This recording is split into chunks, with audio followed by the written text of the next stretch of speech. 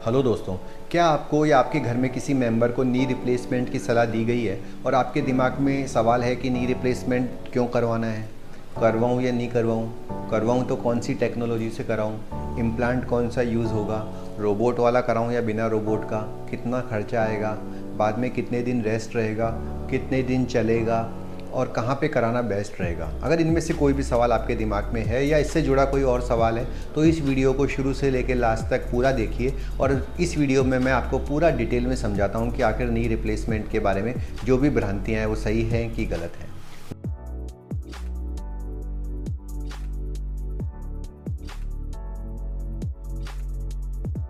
नमस्ते दोस्तों, मेरा नाम डॉक्टर नवीन शर्मा है और मैं सीनियर कंसल्टेंट हूँ अपोलो हॉस्पिटल में और advance orthopaedic and sports injury hospital Jaipur में। दोस्तों, नी रिप्लेसमेंट आज बहुत ही कॉमन ऑपरेशन हो गया है। जब भी घुटने में कार्टिलेज ख़राब हो जाती है तो नी रिप्लेसमेंट की सलाह दी जाती है, लेकिन पेशेंट कंफ्यूज होता है कि वास्तव में नी रिप्लेसमेंट होता क्या है। मैं आपको दोस्तों सरल भाषा में इसको समझाता हूँ। आप एक घुटने का मॉडल देख रहे हैं जिसमें कि ऊपर और नीचे आपको कार्टिलेज की लाइनिंग दिख रही होगी जो कि ग्रे कलर की बनी हुई है। तो जब ये कार्टिलेज उखड़ जाती है तो उसकी वजह से जो घुटना है वो ऐसा हो जाता है। आप देख सकते हैं कि ये देखिए कार्टिलेज हट गई है, तो अब बोन से बोन जब इसको टच करेगी तो इसमें पेन होता है।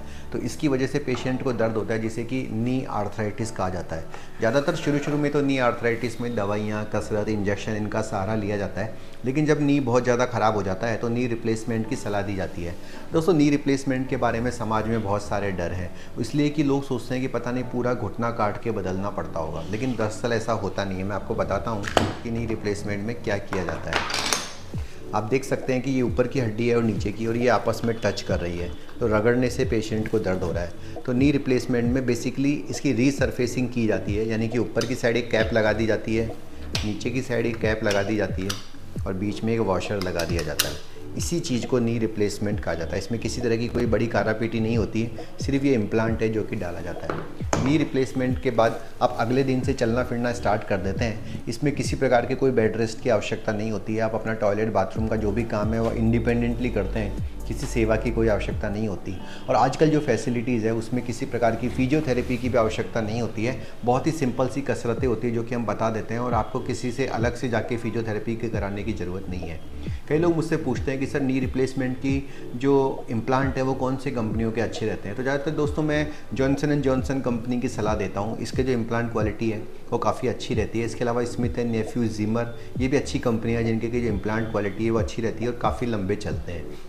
तो आप इनमें से किसी एक इम्प्लांट कंपनी के चयन कर सकते हैं। इसमें काफ़ी लोग बोलते हैं कि सर सर्जरी मुझे रोबोट से करानी है या रोबोट से नहीं करानी है, रोबोट के चार्जेस ज़्यादा लग रहे हैं, तो क्या वास्तव में रोबोट से कुछ फ़ायदा होता है? दोस्तों, अभी रोबोट्स की जो सर्जरी है वो इंडिया में स्टार्ट ही हुई है, ज़्यादा टाइम तो हुआ नहीं है, और रोबोट्स की वजह से कोई एक्स्ट्रा बेनिफिट होगा ऐसा तो अभी तक प्रूव हो नहीं पाया है। तो अगर आप फाइनेंशियली अफोर्डिंग है तो आप रोबोटिक सर्जरी के लिए जा सकते हैं। बाकी ओवरऑल डिसीजन मेकिंग में रोबोट का ज़्यादा रोल रहता नहीं है। सर्जन का जो एक्सपीरियंस है वही महत्वपूर्ण रहता है। ऐसे में ऐसे सर्जन से कराना जो महीने के 150 नी रिप्लेसमेंट करते हैं वहाँ पे हमेशा बेटर रहता है, क्योंकि उनका एक्सपीरियंस ज़्यादा रहता है। इसमें जो अगला सवाल है वो दोस्तों लोग ये कहते हैं कि सर इसके बाद कितने दिन ये चलता है नी रिप्लेसमेंट। तो देखा गया है कि इसकी जो लाइफ है वो 15 से 20 साल होती है दोस्तों, क्योंकि जो नी रिप्लेसमेंट मैंने आपको बताया कि इसके 3 कंपोनेंट हैं, फीमोरल कंपोनेंट, टिबियल कंपोनेंट और पॉली। तो कभी कभी तो ये पॉली घिस जाता है या कई बार यहाँ से लूजनिंग हो जाती है। तो इसकी वजह से नी रिप्लेसमेंट अगर एक बार सक्सेस नहीं हो या 15-20 साल के बाद दिक्कत दोबारा आए तो आप दोबारा भी करवा सकते हैं। कुछ लोग मुझसे ये भी पूछते हैं कि सर क्या नी रिप्लेसमेंट की कोई निश्चित आयु होती है कि इसे इस तक ही कर सकते हैं? तो दोस्तों ऐसा नहीं है। अगर घुटने की बीमारी है तो 20 साल की उम्र में भी कई बार नी रिप्लेसमेंट करना पड़ता है, पर एवरेज हम कोशिश करते हैं कि पेशेंट की एज 50-55 हो तभी नी रिप्लेसमेंट करें, ताकि इसको बार बार करवाने की आवश्यकता ना पड़े। नी रिप्लेसमेंट के बाद लाइफ लगभग नॉर्मल हो जाती है। आप 30-40 किलोमीटर चल सकते हो, सीढ़ियाँ चढ़ सकते हो, सब काम कर सकते हो। सिर्फ आपको नीचे बैठने के लिए मना किया जाता है, क्योंकि नीचे बैठने से नी रिप्लेसमेंट के लूज़ होने के चांसेस बने रहते हैं। तो दोस्तों ब्रीफ में ये जानकारी थी नी रिप्लेसमेंट के बारे में और नी रिप्लेसमेंट की फ़ायदे और उसके बारे में, और जो मिथ है उनके बारे में। अगर आप लोगों को भी नी रिप्लेसमेंट की सलाह दी गई है, आपके दिमाग में कोई कन्फ्यूजन चल रहा है, तो नीचे लिखे गए नंबरों पर आप मुझसे संपर्क करिए और हम आपकी पूरी हेल्प करेंगे। धन्यवाद दोस्तों।